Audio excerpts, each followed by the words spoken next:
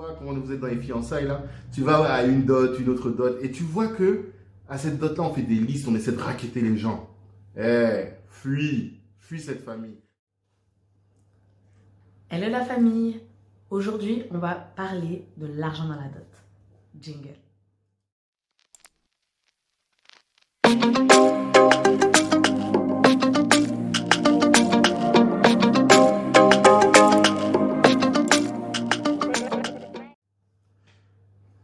Alors, qu'est-ce que c'est que la dot? Comme on avait dit dans la vidéo précédente, c'est une somme d'argent ou des présents, des cadeaux qu'on offre à l'un des membres du couple ou à la famille.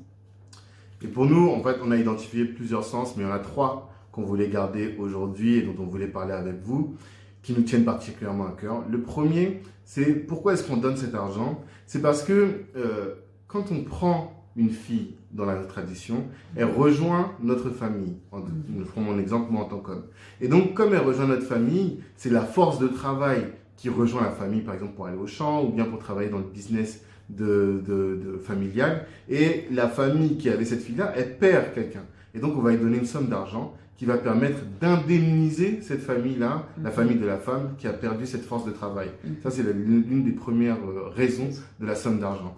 La deuxième, celle que j'aime beaucoup, c'est parce que quand on récupère une fille, une femme dans sa famille, eh bien on est content parce qu'en général, si on l'a choisie, c'est qu'on l'a trouvée belle, on l'a trouvée bien éduquée et elle va venir apporter de la valeur à cette famille, à notre famille et aussi, elle va nous faire des enfants si tout se passe bien.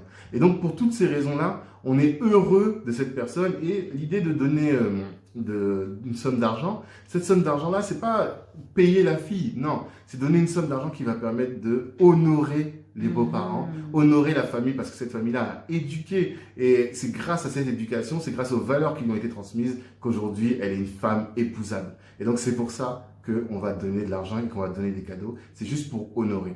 Et enfin, le troisième élément qui est vrai dans notre tradition, Angela et moi, c'est que quand on voit la famille qui reçoit l'argent, la famille de la femme qui reçoit l'argent, cet argent, c'est pas pour s'enrichir elle-même. Cet argent, c'est pour permettre de doter bien souvent une autre belle fille. Donc, s'il y a un frère dans la famille, eh bien ce frère-là, quand il va aller doter une fille, et c'est de l'argent de sa grande sœur ou de sa sœur qu'on va utiliser pour doter. Voilà un peu les 3 sens qu'on a identifiés, la dot, les raisons pour lesquelles il y a de l'argent dans la dot. Alors, la problématique que nous, on a pu trouver, c'est qu'aujourd'hui, les gens ont oublié le sens de la dot, le caractère symbolique de la dot, et ils l'ont transformé au prix d'achat de la femme. Et c'est certaines personnes qui viennent doter d'autres femmes, en fait, se sont complètement rackettées. Alors, le premier point qu'on voulait montrer, c'est justement que la dot est devenue une aberration. Pourquoi on dit que c'est devenu une aberration? Parce que maintenant, on voit les listes que des familles donnent. Ils donnent des marques, des iPhones, des iPads. Limite, c'est limite cadeau de Noël. Cadeau de Noël ou rembourser nos crédits. C'est devenu une aberration totale. C'est devenu une aberration et ça décourage beaucoup de gens. Ça décourage beaucoup de jeunes couples qui veulent se lancer et pour nous, ça nous paraît très problématique parce que nous, on pense que pour qu'un couple soit stable et solide, il faut justement qu'il y ait ces étapes-là, ces étapes traditionnelles que sont la dot, enfin d'abord le toqué-toqué parfois, après la dot, après le mariage.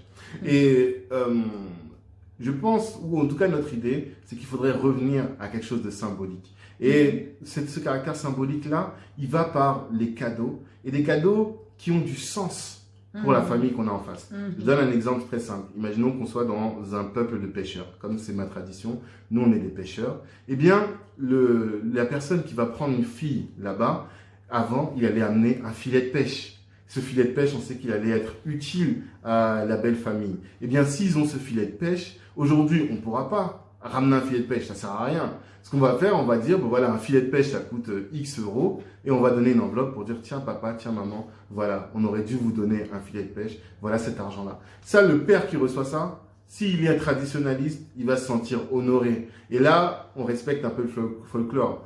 Il y a vraiment cette idée-là de donner quelque chose, et même d'être dans l'utile pour la famille qui est en face, et dans ce qui va honorer la famille qui est en face. Je dis pas qu'il ne faut pas donner des Jean-Marie Weston, je pense pas que c'était ça qu'on voulait dire, hein. Mais c'est juste que Faut pas que ce soit une exigence comme un racket. Voilà. C'est une somme. Si on a envie d'honorer ses parents en achetant une paire de Jean-Marie Weston, C'est ça. il n'y a pas de problème, c'est logique. Mais si les gens sont là en train d'exiger au Jean-Marie Weston, sinon tu n'auras pas ma fille et tout, nanana, C'est autre chose. ça c'est problématique. En tout cas, nous on trouve que c'est pas digne, c'est pas respecté. Habillage des parents. Je veux encore habiller les parents. Tu veux que mes parents viennent au mariage la nuit?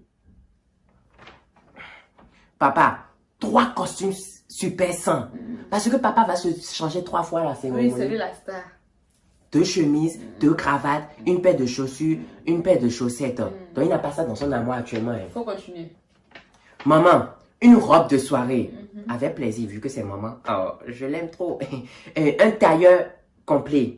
Oui. Un escarpin Louboutin. Oui. Un ensemble soutien. Oui, les sous-vêtements. Un écran plasma. Tout ça, c'est pour s'habiller. Tu es bête. Tu vois bien, écran placement, c'est la télé. 2 bosses internet. Oui, papa et maman. Ah, ok. 2 bosses TV. Papa et maman. Un micro-ondes Le micro-ondes de maman est cassé. et 2 climatiseurs. Papa et maman. Alors pour conclure, revenez au sens originel de la dot, s'il vous plaît. Tout simplement parce qu'aujourd'hui, en fait, ça met une charge importante sur les futurs mariés. Parfois même, il y en a qui rentrent dans le mariage endettés, même surendettés à cause de ça. Et la deuxième raison, c'est qu'après, on voit des hommes africains qui ne veulent plus épouser les femmes africaines à cause de la longue liste de la dot et qui est trop chère. Ça, c'est un élément. Et moi, je me souviens qu'à un moment, j'étais en train de me dire, ah ben là, ça sert à rien maintenant. Les jeunes ne doivent plus mettre la dot. Parce que vous imaginez, quand vous devez vous mettre en couple, vous devez, faire les fiançailles, une grosse bague, comme elles aiment les femmes. Ensuite, faire la dot, donner je sais pas combien de milliers d'euros pour les cadeaux. Après, il y a toujours une fête, il y a une bouffe. Ensuite, le mariage civil. Avec les tenues et ce que ça implique, et le mariage religieux, et enfin la soirée, c'est trop lourd. Il y a des gens qui vont dire, bah vas-y, autant on se marie pas. Et nous, on n'est pas dans cette logique-là, on dit que c'est bien le mariage, et c'est bien ces fêtes-là, ces moments de communion et d'union familiale.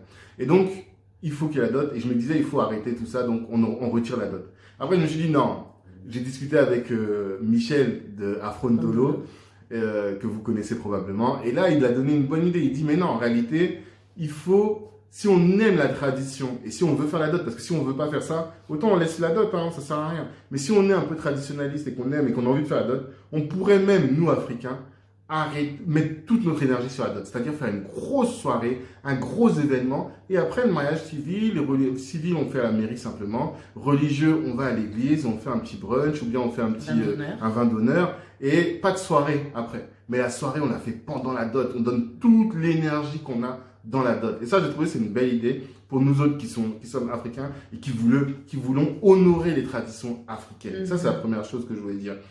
La dernière chose que je voulais dire, c'est un conseil à tous les jeunes mariés.